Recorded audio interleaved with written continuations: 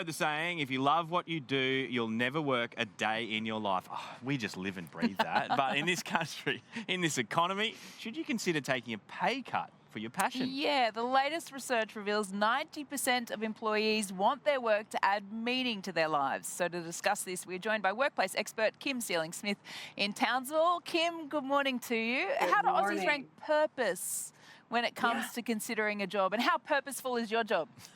yeah, very purposeful. If not, I wouldn't be getting up so early on a Saturday morning to be with you guys. We hear you, we hear you. No, it's really important because the global stats are, as you said, 90% say that their job should bring meaning to their lives. Aussies are actually a little bit further ahead in this. And over 50% say that they wouldn't accept a job offer if it didn't align with their values. So purpose and values are both really, really important.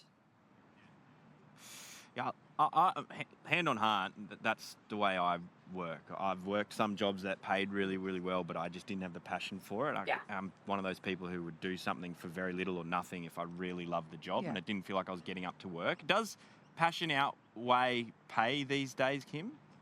It does, and it's something that's been building. Like you said, if you do work you love, you'll never have to work a day in your life. That's an old saying, but it's actually been building, really gathering steam since 2009, and then COVID. Oh my gosh, since COVID, people Yeah. are very, very purpose driven, and will make decisions based on purpose and values as well as other things rather than pay and benefits, because pay and benefits are really a 20th century kind of driver. Very few people in this, the research is overwhelming in terms of how low that actually ranks on what people look for. And speaking of research, Kim, you've studied the exit interviews of thousands of employees. What are I the have. main reasons that you see people calling it quits? Yeah, well, there are nine of them, and I wrote a book about 10 years ago, so don't go out and buy it. It's horrendously out of date. But I came up with this model called the nine currencies of choice. It needs to be updated. The nine currencies of choice, and purpose and values have ranked very, very high. What's interesting is the other thing that's ranked high is working for a manager that you trust and respect. But here, in 2026, the best places of work research showed something different. The AFR research showed something different this year. Instead of career development, which has been historically a high driver of employee engagement and retention, it's now give me the skills to keep me relevant in the face of AI. So it's really purpose and Ah. values, the manager, trust and respect, and give me the skills to make sure that I'm not outdated.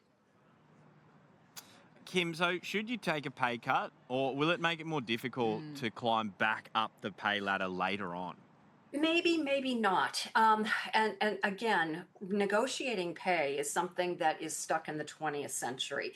What you want to do, my experience, because I was a recruitment consultant for 15 years prior to starting this business 17 years ago, and my experience is that people run from something that they don't want instead of to something that they do.